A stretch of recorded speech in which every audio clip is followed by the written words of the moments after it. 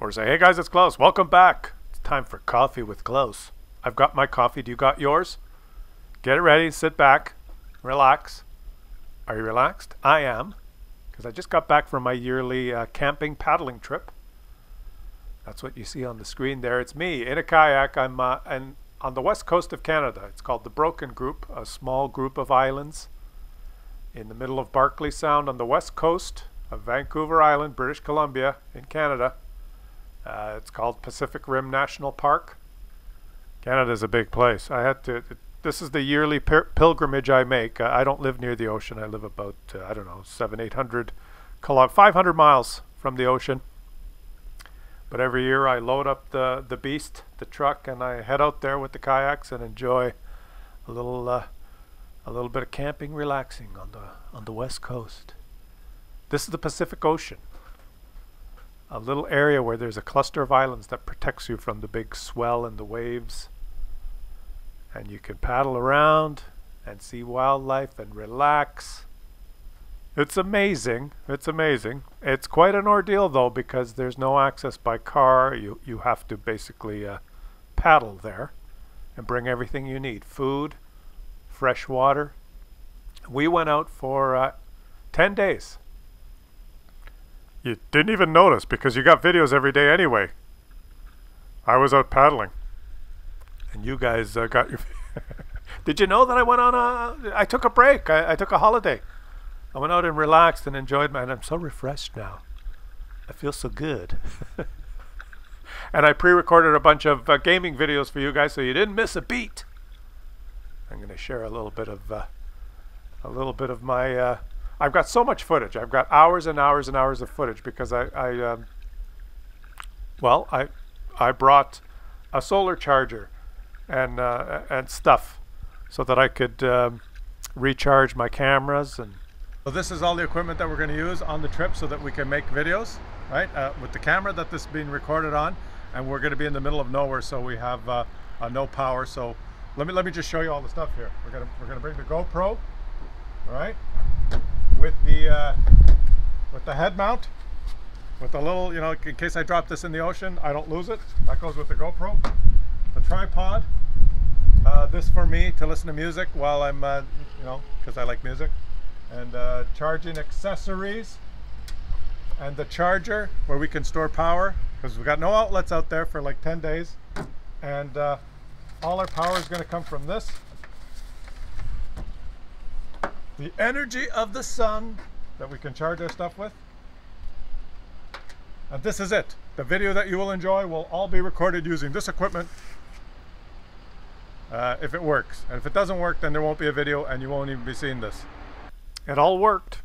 I'm happy to say it all worked. And I'm just going to show you a little bit of the highlights here. Let me know if I've got hours and hours of footage. If you want to see more, leave it in the comments. Let me know.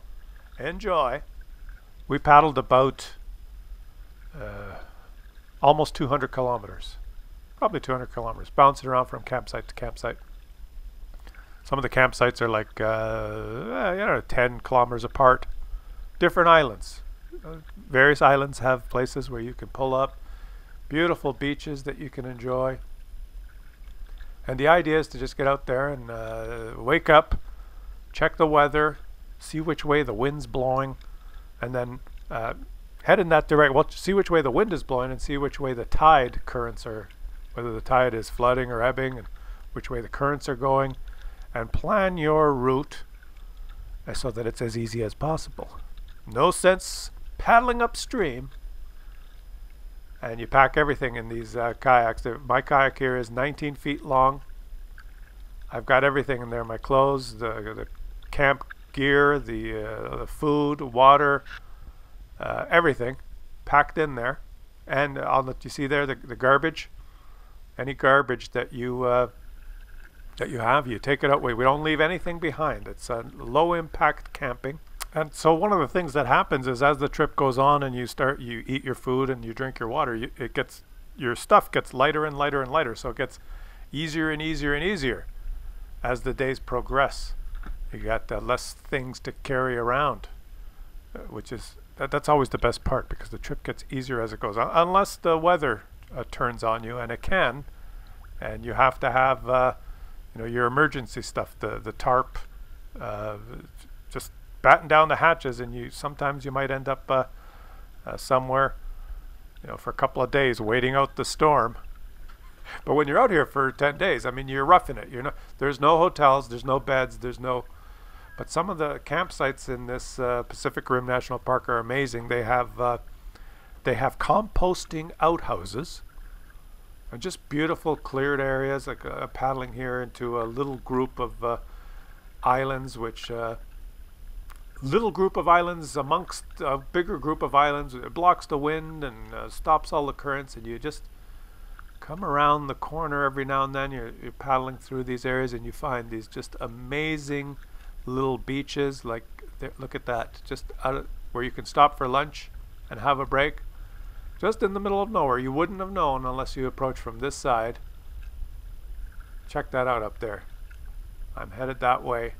I'm gonna watch this beach. I've got a little bit of a clip here of pulling into the beach. It's just amazing, spectacular. Does it look spectacular? I mean, it looks spectacular to me. Look at this beach. Just the little secret beach. And you just paddle in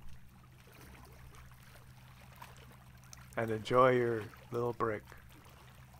This is in the middle, like it's hot. It's about 28 degrees Celsius. I don't know what that is in Fahrenheit, but double it and add 30. So it's hot, the sun's beating down, beautiful day, barely any wind, no waves. It's beautiful, beautiful.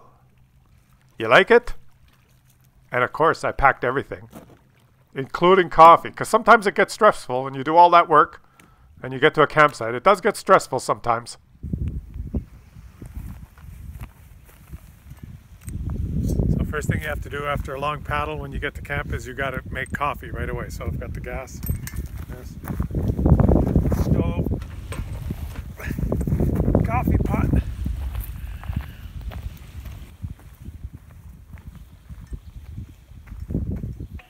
Got the setup, the coffee pot.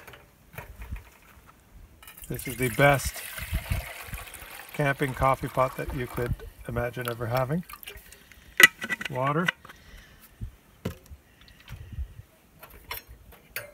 Now it's a little dirty from previous coffee making experiences.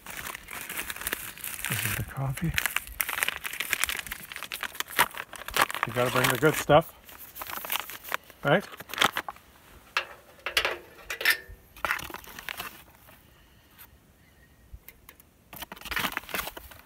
Because if you can't have coffee, like, then why the fuck? Right? Great.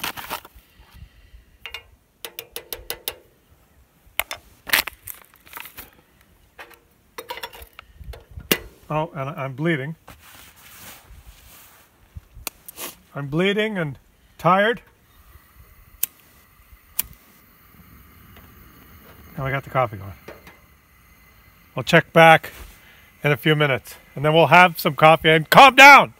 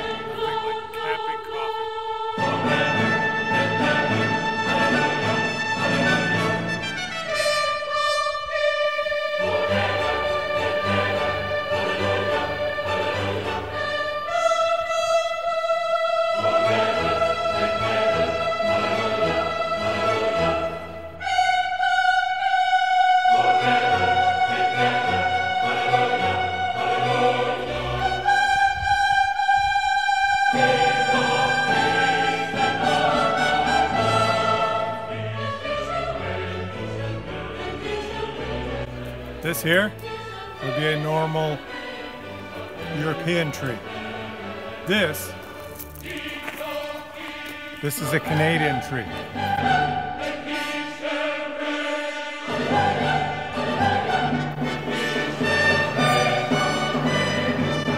The best way to tell if pasta is done, I've been told by an Italian chef, is you take a piece and you throw it and see if it sticks. If it sticks, it's ready. It didn't stick.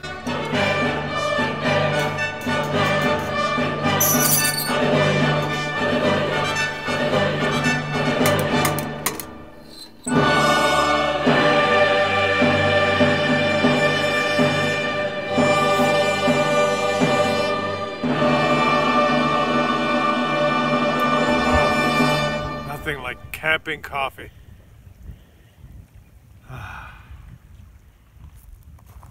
Hey guys, I've had my coffee, which always brings out the man in me.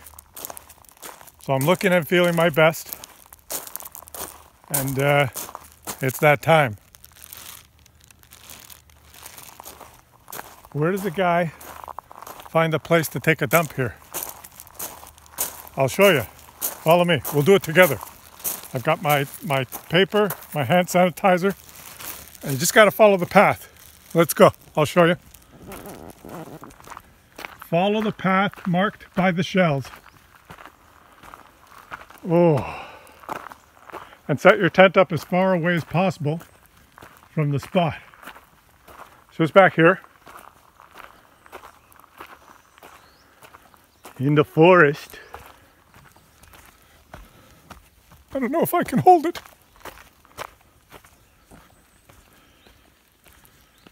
Just up here. Where is this? Ah, nature. The birds. The songs.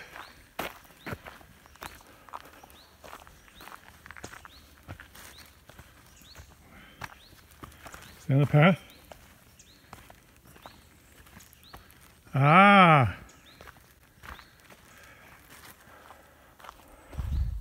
How many of you have ever taken a dump in a place like this? Okay, let's go. The last part's always a sprint. This is all those lentils. Okay. Oh. What's that? Men's, women's. Let's use the women's. It's always cleaner.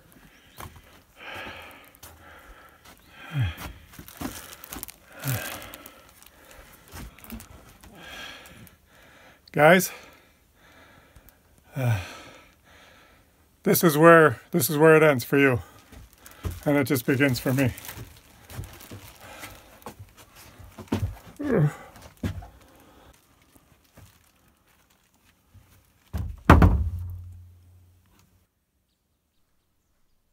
What the hell is this? I never had any corn on the cob!